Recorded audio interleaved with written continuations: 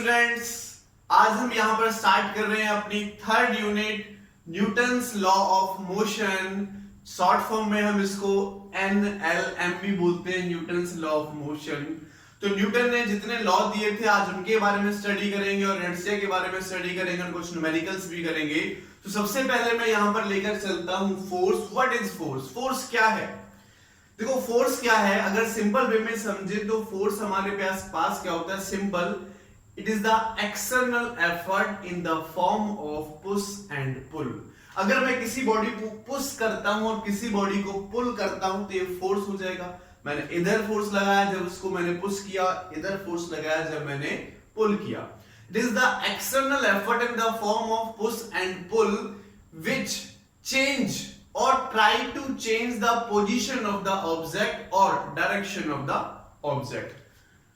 तो फोर्स क्या है बच्चों? बेसिकली फोर्स क्या है? एक एक्सटर्नल एफर्ट है जिसको हम किसी दूसरे बॉडी पर लगाते हैं, या तो पुश की फॉर्म में लगाएंगे या पुल की फॉर्म में लगाएंगे, जिससे बॉडी की या तो पोजीशन चेंज हो जाएगी, रेस्ट पे तो मोशन में आ जाएगा, मोशन में तो रेस्ट में आ जाएगा, या फिर चेंज करने की कोशिश करेगा, ट्राई करेगा। ठीक है, दोबारा से, it is the external effort in the form of push and pull which change or try to change the position and direction of the object। वो क्या होता है बच्चों? हमारा फोर्स होता है। क्या होता है बच्चों?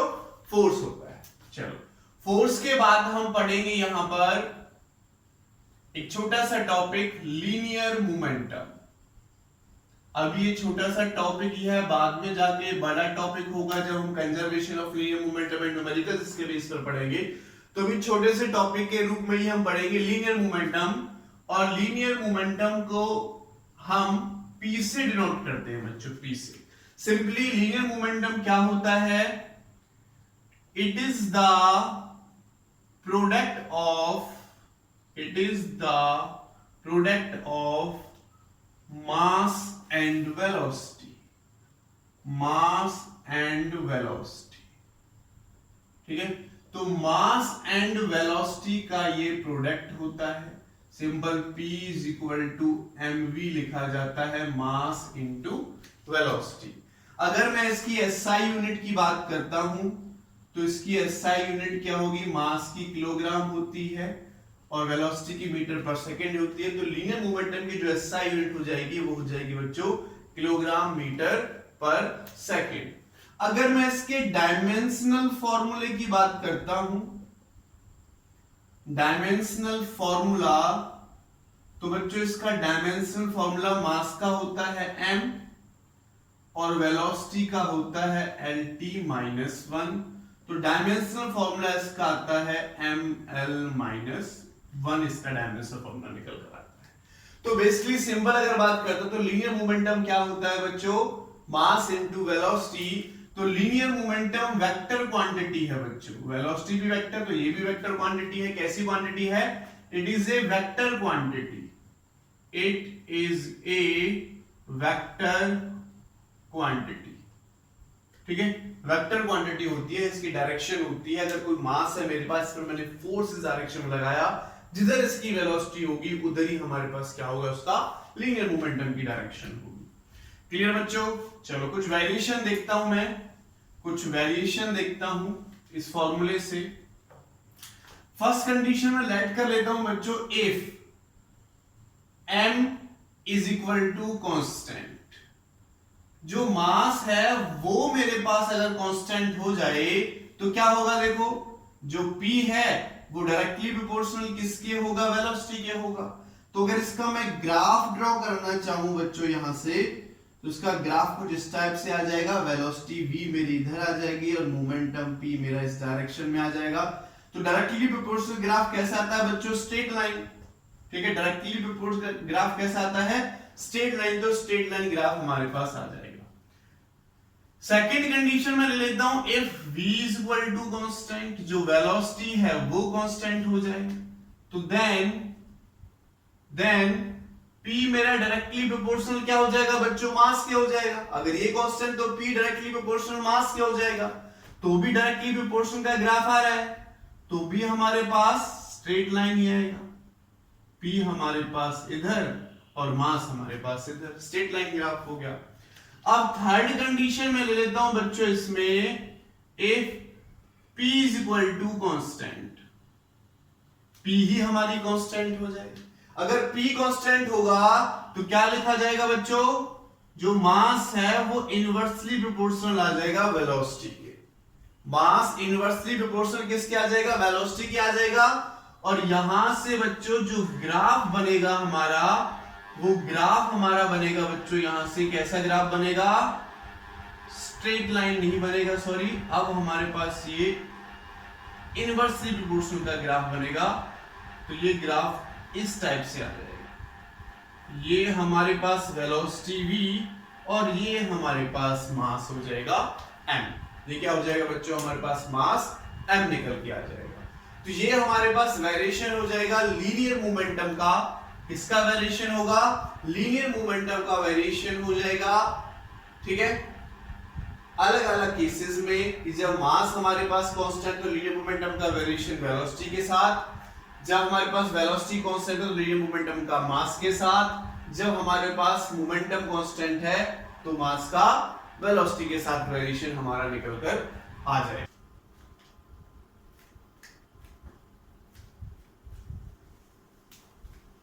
ठीक है बच्चों, चलो अब हम आगे टॉपिक पढ़ेंगे न्यूटन्स लॉज ऑफ मोशन। और न्यूटन लॉ ऑफ मोशन में फर्स्ट हम पढ़ेंगे Newton first law of motion. और टॉपिक है हमारा बच्चों क्या, Newton first law of motion. First law of motion. तो न्यूटन का फर्स्ट लॉ मोशन के बारे में क्या कहता है। न्यूटन ने अपने फर्स्ट लॉ में बोला कि अगर कोई ऑब्जेक्ट हमारा रेस्ट पे है तो वो रेस्ट पे रहेगा, और मोशन में है तो मोशन में रहेगा, जब तक हम कोई एक्सटर्नल फोर्स उस पर अप्लाइड नहीं करते हैं। क्या बोला उसने, when object is at rest remains at rest or in uniform motion remains in uniform motion until external force is not applied on the body और ऑब्जेक्ट। किसी ऑब्जेक्ट पर अगर हम कोई एक्सटर्नल फोर्स अप्लाई नहीं करेंगे तो वो रेस्ट पे तो रेस्ट में रहेगा और मोशन में तो मोशन में रहेगा। देखो अगर ये मार्कर है, ठीक है, इस मार्कर को मान लेता हूं मैंने किसी टेबल पर यहां पर रख दिया, टेबल के ऊपर रख दिया, तो रेस्ट पे पड़ा रहेगा जब तक हम कोई एक्सटर्नल फोर्स अप्लाई नहीं करेंगे। ठीक है, उठाकर इसको मैं चलाऊंगा नहीं, हिलाऊंगा नहीं। अगर मैंने इसको ऐसे छोड़ दिया तो क्या होगा, ये मूव ही करता रहेगा आगे की तरफ, है ना, जब इसको पकड़ के रोकेंगे नहीं। नहीं सर ऐसा तो नहीं है, ठीक है, क्योंकि यहां पर बेटा क्यों पॉसिबल नहीं है, क्योंकि ये जो ऑब्जेक्ट है ये हमारा मूव कर रहा है, ठीक है, लेकिन यहां पर हमारे एक्सटर्नल फोर्सेस लग रहे हैं। अगर हम उन एक्सटर्नल फोर्सेस को लगा देता हूं, इसको कुछ वेलोसिटी देता हूं, ठीक है, कुछ वेलोसिटी देता हूं तो मेरा आगे की तरफ मूव करता चला जाएगा। अगर मैं एक्सटर्नल फोर्सेस को हटा देता हूं, जैसे ग्रेविटेशन का फोर्स लग रहा है जो इसको नीचे की तरफ खींचेगा, ऐसे मूव करता हुआ नीचे की तरफ गिरेगा, ठीक है। तो एयर का फोर्स लग रहा है, अगर एयर भी ना हो, वैक्यूम प्लेस अगर मैं लूं, इस स्पेस में चला जाऊं, इस ऑब्जेक्ट को मैंने कोई पर्टिकुलर वेलोसिटी दे दी तो ये उसी वेलोसिटी से मूव करता रहेगा, ठीक है। तो अपने फर्स्ट लॉ में न्यूटन ने बोला कि ऑब्जेक्ट रेस्ट पे तो रेस्ट पे रहेगा, मोशन में तो मोशन में रहेगा, जब तक हम कोई एक्सटर्नल फोर्स अप्लाइड नहीं करते हैं, ठीक है। चलो सेकंड, न्यूटन ने सेकंड लॉ में क्या बोला अपना, उसके बारे में डिस्कस करते हैं अब। Newton's second law of motion. Second law of motion. तो न्यूटन का सेकंड लॉ क्या कहता है, क्या कहता है, तो लिख देता हूं मैं इस लॉ को, the rate of change of linear momentum. Linear momentum मैंने आपको अभी कराया, लीनियर मोमेंटम, तो rate of change of linear momentum होगा dp/dt। क्या होगा, rate of change of linear momentum क्या हो जाएगा, dp/dt is directly proportional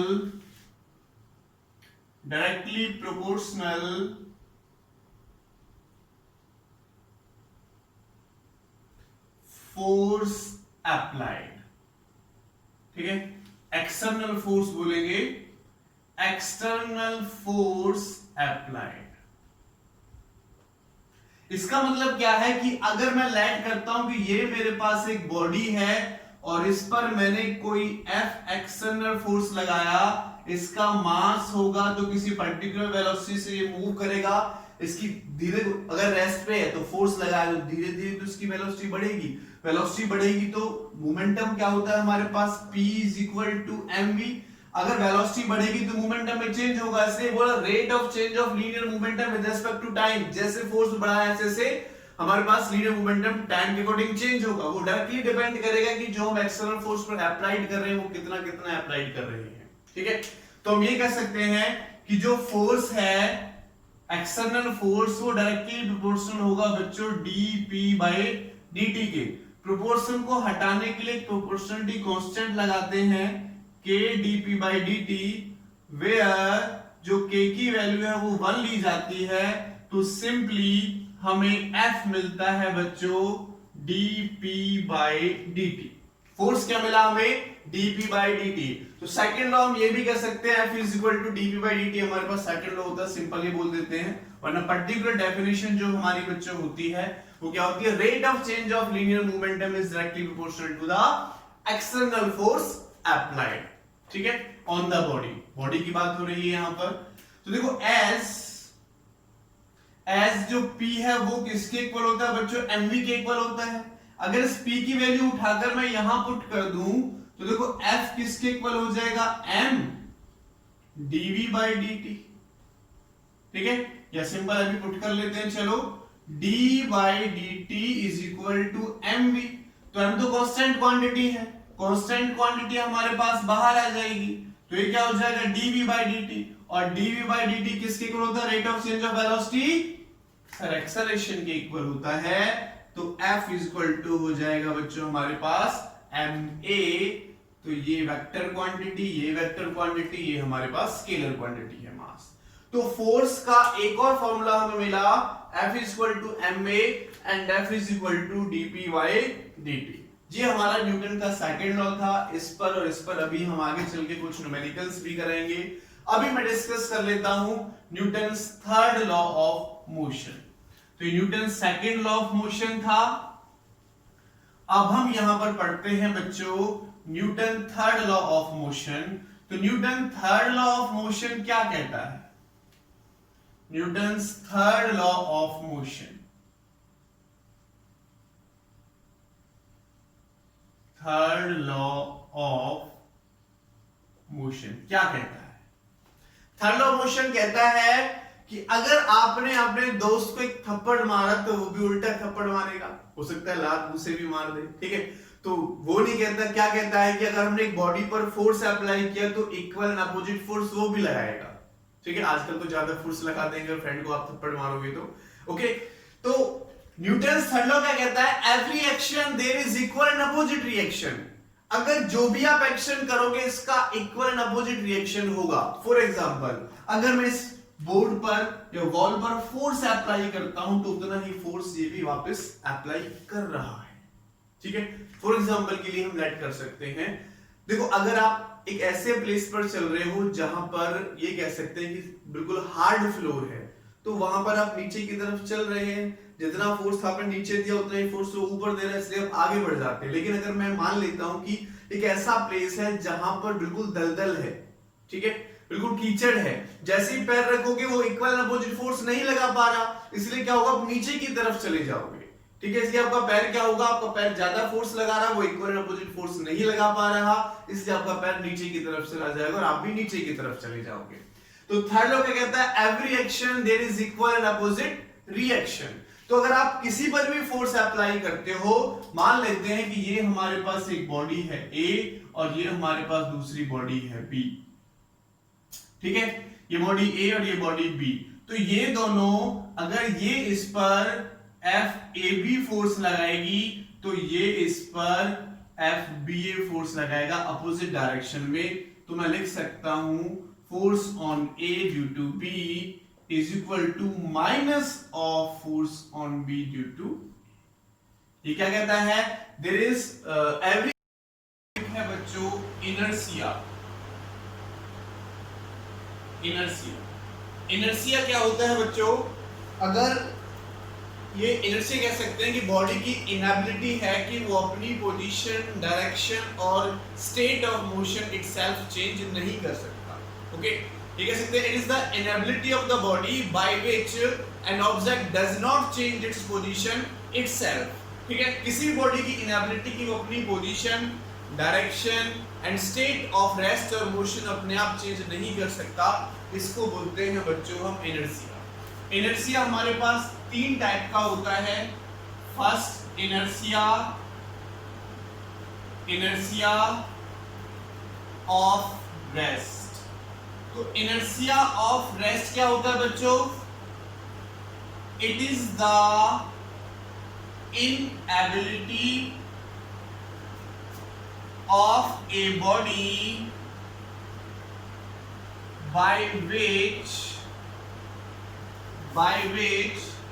it does not change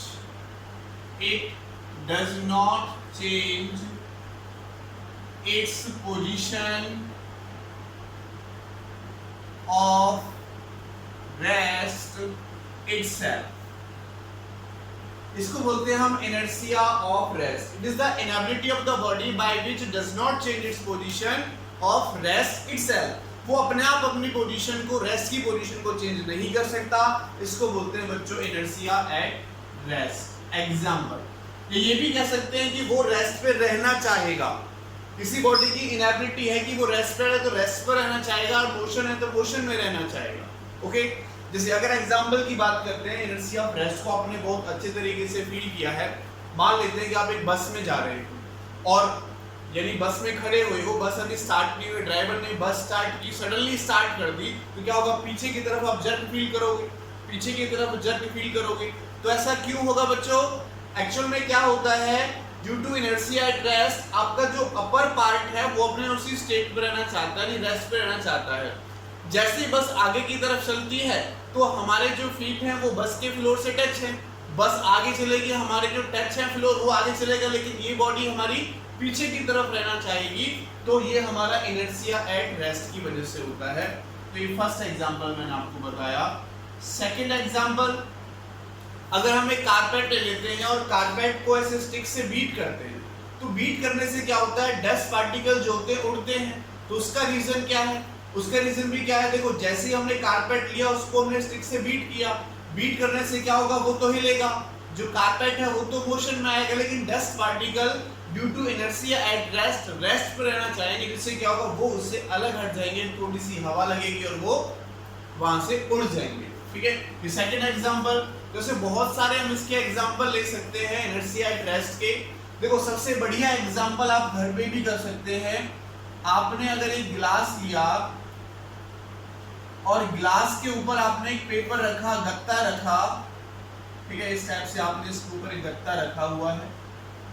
okay, ये आपने इसके ऊपर एक गत्ता रख दिया और इस गत्ते के ऊपर आपने क्या रख दिया बच्चों? एक कॉइन रख दिया। मान लेते हैं 5 रुपए का आपने कॉइन रख दिया। जैसे आप इस गत्ते को पकड़ के एकदम से खींचोगे तो ये जो 5 रुपए का कॉइन है वो कहाँ गिरेगा? गिलास में गिरेगा। तो ये भी हमारे पास एक एग्जांपल है, किसका? इनर्शिया एट रेस्ट का एग्जांपल है कि ये तो मोशन में आ गया, जो हमने इस पे गत्ता रखा हुआ है, पेपर रखा हुआ, ये तो मोशन में आ गया, लेकिन 5 का जो कॉइन है वो हमारा रेस्ट पे रहने की कोशिश करेगा। तो ये कुछ एग्जांपल्स मैंने लिए, बहुत सारे एग्जांपल्स ले सकते हो कि अगर आप सबने देखा होगा कि जो बेर होते हैं, ठीक है, या कोई फल लगा होता है, उस ट्री को जब हम हिलाते हैं तो वो फल जो होते हैं, फ्रूट जो होते हैं, वो टूट कर गिर जाते हैं। वो भी क्या, वो रेस्ट पे रहना चाहेगा, लेकिन पहली मोशन में आएगी, एकदम से कनेक्शन हटेगा, वो हमारा नीचे की तरफ गिर जाएगा। तो बहुत सारे एग्जांपल्स हम इनर्शिया एट रेस्ट के देख सकते हैं। ठीक है, चलो अब बात करते हैं inertia in motion, inertia of motion. Second जो इनर्शिया का पार्ट है वो आता है इनर्शिया ऑफ मोशन। ये कहता है it is the inability of a body by which it does not change its position of motion itself। वो अपने मोशन की पोजीशन को itself चेंज नहीं कर सकता। ये इनएबिलिटी है एक बॉडी की। ठीक है, अगर मैं इस मार्कर को, स्पेस की मैं बात कर रहा हूं, इस मार्कर को अगर मैं ऐसे फेंक देता हूं तो बच्चों ये रेगुलर हमारा मूव करता चला जाएगा, ठीक है। ये क्या होगा, रेगुलर मूव करता चला जाएगा स्पेस में। तो अब ये उस मार्कर की इनएबिलिटी हो गई कि वो अपने आप अपनी पोजीशन को चेंज नहीं कर सकता, अपने आप अपनी पोजीशन को चेंज नहीं कर सकता। इसके एग्जांपल ले सकते हैं, इनर्शिया ऑफ मोशन के एग्जांपल ले सकते हैं। देखो, अगर आप बस में जा रहे हो, बस कांस्टेंट वेलोसिटी से मूव कर रही है, और ऐसे खड़े हो आप, जैसे ही ब्रेक लगती है तो क्या होता है, आप आगे की तरफ जाते हो, आगे की तरफ, ठीक है, जर्क फील करते हो फॉरवर्ड डायरेक्शन में। तो आप इनिशियली क्या है, मोशन में है, तो आपका जो बॉडी पार्ट बस से टच नहीं है, ऊपर वाला पार्ट वो मोशन में ही रहना चाहता है। लेकिन जैसे ब्रेक लगती है तो हमारे फीट किससे टच हैं, फ्लोर से टच है, बस से। तो जैसे ही बस रेस्ट पे आएगी तो हमारे पैर भी रेस्ट करने की कोशिश करेंगे, लेकिन जो ऊपर वाला पार्ट है ये मोशन में रहने की कोशिश करेगा, जिससे हमें आगे की तरफ क्या लगता है, ऐसे जर्क फील होता है। तो ये का एग्जांपल ले सकते हो आप इनर्शिया ऑफ मोशन का, कि we feel suddenly the jerk in forward direction when the driver of bus suddenly apply the brakes। तो सेकंड पॉइंट इसका ले सकते हो, ठीक है। अगर एक घोड़ा है, घोड़े के ऊपर जो घुड़सवार है, घोड़ा भाग रहा है, घोड़ा एकदम से रुक जाए तो क्या होता है, वो आगे की तरफ जाके गिरता है, ठीक है। ये भी आप ले सकते हो। मान लेते हैं आजकल बाइक है, घोड़े की जगह बाइक आ गई है, बाइक पर आप जा रहे हो और बाइक पर पीछे आप बैठे हुए हो, और पीछे भी मान लेते हैं कि आप दोनों तरफ पैर करके बैठे हुए हो और काफी स्पीड में चला रखी है। जैसे ही वो ब्रेक लगाएगा तो क्या होगा, आप ऐसे करके आगे की तरफ जाकर गिरोगे, ठीक है। तो आप क्या है, यूनिफॉर्म मोशन में, आपकी जो बॉडी है वो यूनिफॉर्म मोशन में रहना चाहती है, लेकिन किसकी वजह से, due to inertia of motion की वजह से वो ब्रेक अप्लाई करता है, तो आप आगे जाकर गिर जाते हैं। तो ये भी हमारे पास इनर्शिया ऑफ मोशन का एग्जांपल हो जाएगा। नेक्स्ट हमारे पास आता है इसका third part, inertia of direction. Inertia of direction. So it is the inability of the body by which it does not change its direction itself. Does not change its direction itself. वो अपने आप अपनी direction को change नहीं कर सकता, ये inertia of direction हो जाएगा। इसका एग्जांपल देखो, आप ले सकते हो। आप एक बस में जाते हो, ठीक है, बस ऐसे जा रही है और जैसे एक मोड़ आता है, बस ने ऐसे मोड़ा, आप क्या होते हो, ऐसे, ठीक है। तो बस में आप जैसे उसने बस को ऐसे मोड़ा, ऐसे फील होते हो। तो इनिशियली आपकी डायरेक्शन क्या थी, ये, और फाइनल भी आप इसी डायरेक्शन में जाना चाह रहे हैं, इसलिए आप इधर एक जर्क फील करते हो। अगर बस ना हो, खिड़की खुली हुई हो और ऐसे हो जाए, सॉरी बस हो, खिड़की खुली हुई हो, ऐसे हो जाए, आप पकड़ के ना बैठे हो तो इन्हीं डायरेक्शन में फिसलते भी चले जाओगे, गिर भी जाओगे, ठीक है। तो इसका एग्जाम्पल हो जाएगा। और एग्जाम्पल भी आप इसके ले सकते हो। जैसे फॉर एग्जाम्पल हम बात करते हैं, आपने देखा होगा कि मूवी वगैरह में देखा होगा, कार जाती है, कार ऐसे बहुत फास्टली जा रही है, जैसे एक मोड़ आता है कार मुड़ती है और कार उसी डायरेक्शन में फिसलती चली जाती है, तो जो पीछे वाला हिस्सा है उसी डायरेक्शन में फिसलता चला जाता है, ठीक है। तो डायरेक्शन का आप इनिशियली उसी डायरेक्शन में जा रहे हैं तो उसी डायरेक्शन में भी जाना चाहिए, ओके। सेकंड एग्जांपल आप ले सकते हो। देखो, कोई भी टायर है, टायर पे अगर हमारी कुछ मिट्टी लग जाती है, ठीक है, तो ये जो मिट्टी के कण है वो ऐसे, अगर ये ऐसे घूम रहा है, इस ऐसे, तो जो मिट्टी के पार्टिकल हैं वो इससे ऐसे निकलते हैं, मिट्टी के पार्टिकल उससे इस डायरेक्शन में निकलते हैं। तो इनिशियली ये रोटेट कर रहा था, तो अभी भी रोटेशन करते हुए ही ये पार्टिकल, जो मिट्टी के पार्टिकल हैं वो निकलेगा, जो पहले जिस कंडीशन में वो मूव कर रहा था उसी कंडीशन में वो मूव करने की कोशिश करेगा। तो ये इनर्शिया ऑफ डायरेक्शन की कुछ एग्जांपल्स मैंने बताए। तो इनर्शिया ऑफ डायरेक्शन के कुछ एग्जांपल्स हो जाएंगे। इनर्शिया को आप इनएबिलिटी से याद रखोगे, किसी बॉडी की इनएबिलिटी है कि वो अपनी पोजीशन, डायरेक्शन, ठीक है, और मोशन की स्टेट को इटसेल्फ चेंज नहीं कर सकते। चलो अब हम फोर्स के बारे में, डायमेंशन फॉर्मूला और यूनिट्स के बारे में और पढ़ लेते हैं। तो फोर्स के अगर मैं डायमेंशनल फॉर्मूले की बात करता हूं तो mLT-2 होता है। कैसे निकाला? F क्या होता है बच्चों, ma, तो मास का m हो गया, एक्सेलरेशन का LT-2, तो क्या हो जाएगा mLT-2 हो जाएगा। अगर मैं इसकी यूनिट्स की बात करता हूं, यूनिट्स, तो दो टाइप की इसकी मेन यूनिट्स होती हैं, एक एब्सोल्यूट यूनिट्स।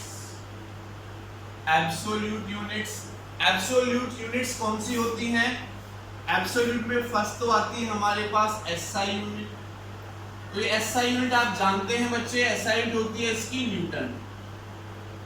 और अगर 1 न्यूटन है तो 1 किलोग्राम, क्योंकि देखो इसकी न्यूटन मास की किलोग्राम, एक्सेलरेशन की metre per second square.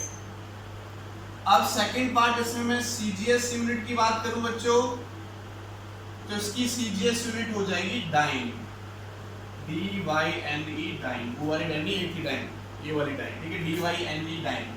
Actual में न्यूटन, ठीक है, न्यूटन जो था वो साइंटिस्ट था। तो न्यूटन ने बोला एक बार, न्यूटन की वाइफ ने बोला कि तुम सारे लॉज अपने नेम पे दिए जा रहे हो, मेरे नेम पे भी कुछ कर दो। उसे रख दे, चले एक यूनिट तेरे नाम से दे देते हैं डाइन, ठीक है, एक थी डाइन। तो 1 डाइन किसके इक्वल हो जाएगा? 1, मजाक कर रहा था, ऐसा नहीं है, पता नहीं क्यों दिया उसने, लेकिन ये यूनिट होती है, हम उसको लेकर चलते हैं। तो 1 ग्राम पर सेंटीमीटर, ठीक है, पर सेंटीमीटर क्या हो जाएगा? सेकंड का स्क्वायर हो जाएगा। अब हम चलते हैं इसकी ग्रेविटेशनल यूनिट्स की तरफ। ये थी एब्सोल्यूट यूनिट्स, अब हम बात करते हैं ग्रेविटेशनल यूनिट्स की। ग्रेविटेशनल यूनिट्स, तो ग्रेविटेशनल में भी बच्चों हमारे पास दो होती हैं, एक SI unit, international system of unit. तो एसआई यूनिट हमारी इसकी होती है 1 किलोग्राम फोर्स या 1 किलोग्राम वेट के नाम से भी जानते हैं। तो क्या हो जाएगा? देखो 1 किलोग्राम वेट या फोर्स को कौन फील कराता है? Acceleration due to gravity feel कराता है। मास की किलोग्राम वेट या इसको acceleration due to gravity feel कराएगा। तो क्या हो जाएगा? 9.8 मीटर पर सेकंड स्क्वायर। तो kilogram metre per second square, kilogram metre per second square newton के बराबर। तो ये मेरे पास आ जाएगा 9.8 न्यूटन। यानी 1 किलोग्राम फोर्स अगर हमें दे रखा हो या 1 किलोग्राम वेट हमें दे रखा हो तो वो 9.8 न्यूटन के बराबर होगा। नेक्स्ट इसमें भी हमारी सीजीएस यूनिट है। तो न्यूमेरिकल्स में बच्चों आपको ये भी मिल सकती है सीजीएस यूनिट, 1 ग्राम फोर्स या 1 ग्राम वेट। तो क्या हो जाएगा? 1 ग्राम अब 9.8 सेंटीमीटर, ठीक है, 9.8 तो मीटर पर सेकंड स्क्वायर में होती है, इसको मैं सेंटीमीटर पर सेकंड में चेंज करूंगा तो 980 हो जाएगा। Gram centimetre square, gram centimetre second का स्क्वायर, तो डाइन के इक्वल। तो ये मेरे पास आ जाएगा बच्चों 980 डाइन के इक्वल, 980 डाइन के इक्वल मेरे पास इसकी ग्रेविटेशनल यूनिट। तो याद रखें न्यूटन और डाइन एब्सोल्यूट यूनिट। अगर मुझे ग्रेविटेशनल यूनिट दे रखी है तो उनको न्यूटन और डाइन में मैं इस फॉर्मूले से चेंज कर सकता हूँ। और एक चीज बता दें आपको कि जो 1 न्यूटन होता है वो 10⁵ डाइन के इक्वल होता है। ये रिलेशन होता है, इस रिलेशन से हम इनको चेंज कर सकते हैं। 1 न्यूटन इक्वल टू 10⁵ डाइन के इक्वल होता है। चलो बच्चों कुछ न्यूमेरिकल्स की तरफ चलते हैं, अब तो सबसे पहले मैं डिस्कस करूंगा कि हमें एक एनसीईआरटी का क्वेश्चन दे रखा है। क्वेश्चन नंबर 1 एनसीईआरटी का क्वेश्चन है। क्वेश्चन क्या कहता है हमारे पास? The position, time relation of a particle is given by, तो y हमें दे रखा है कितना? y इज इक्वल टू है ut प्लस 1/2 gt स्क्वायर। ये हमें दे रखा है। Find the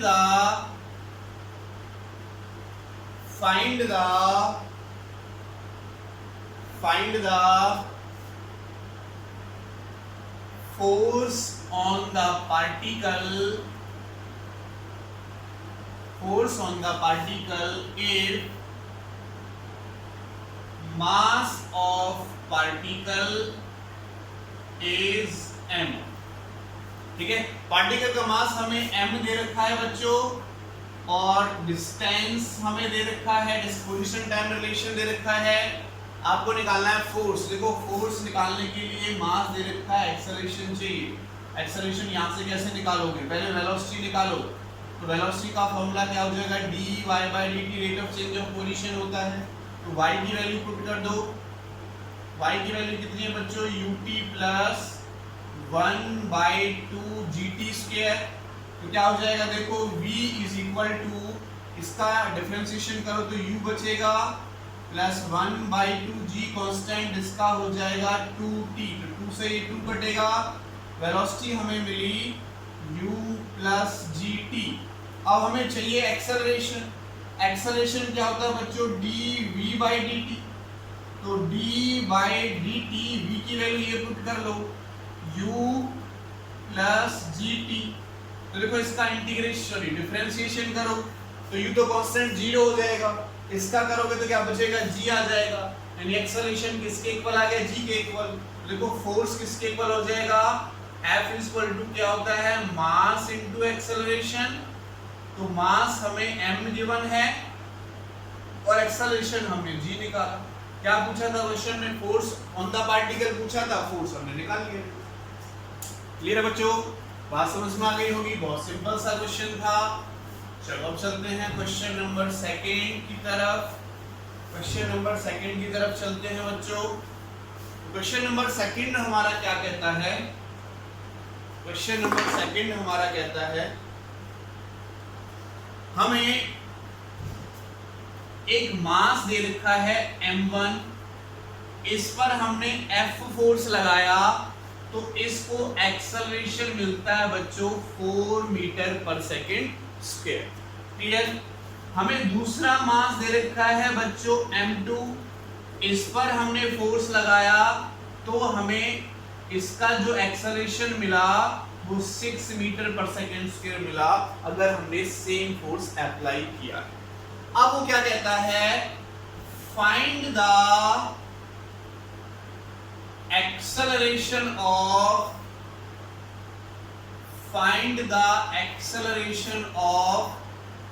combination of m1 and m2 together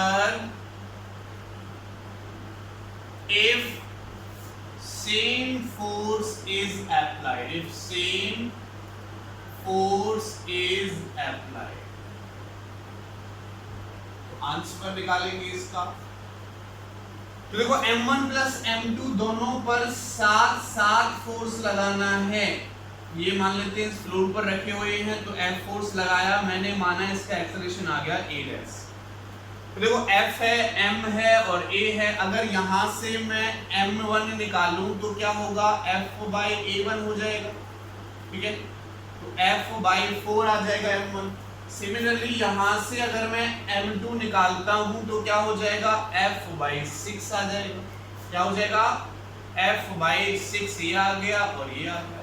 अगर मैं इस कॉन्सेप्ट को लेता हूं और यहां से a' निकालता हूं तो force by m1 plus m2, तो फोर्स बाय m1 की वैल्यू कितनी है, F/4 एंड प्लस m2 की वैल्यू कितनी है, F/6।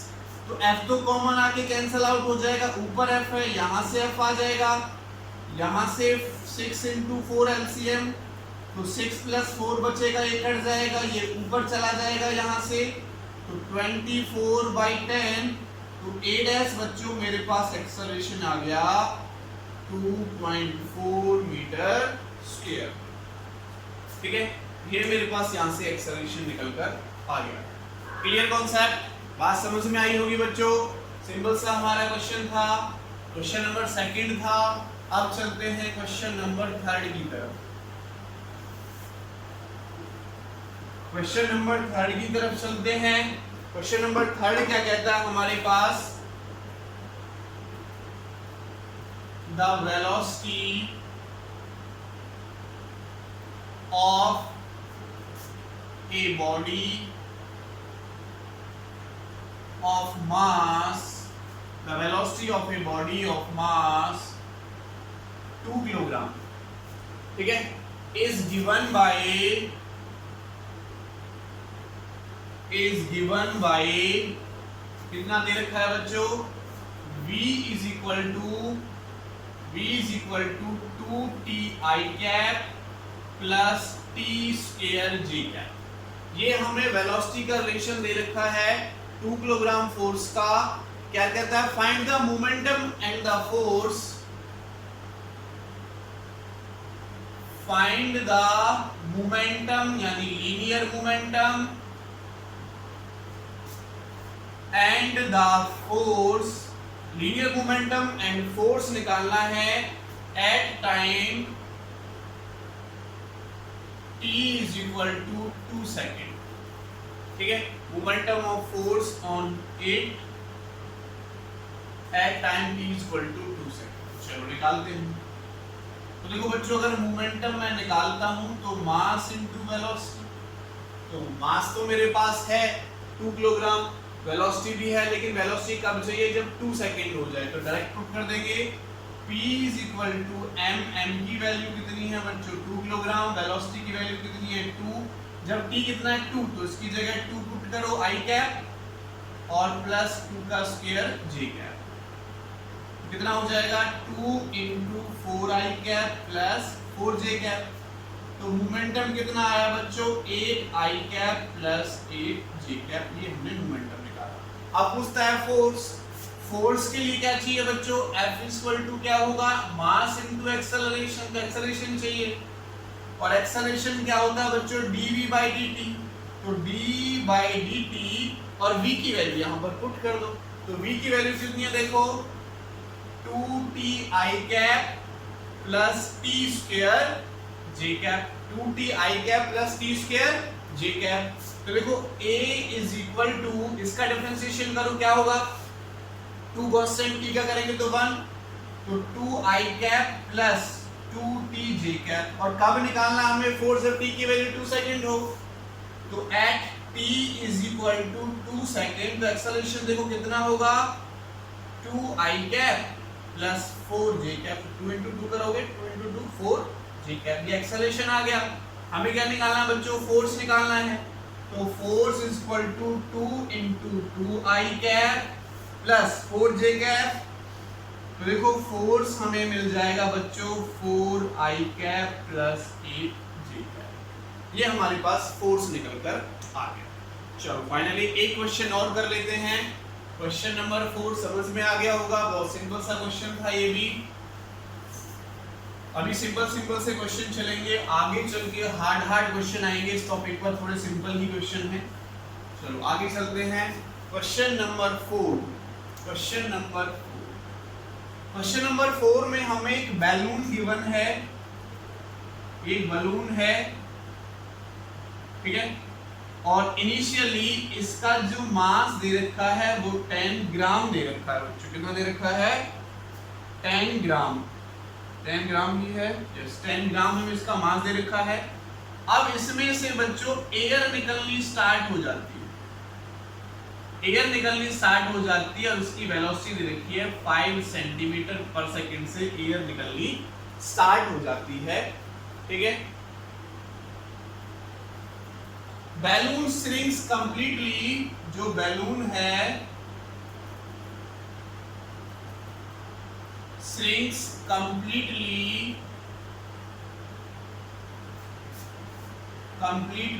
इन 2.5 सेकेंड, 2.5 सेकेंड में बैलून में से सारी हवा निकल जाती है। ये कहता है फाइंड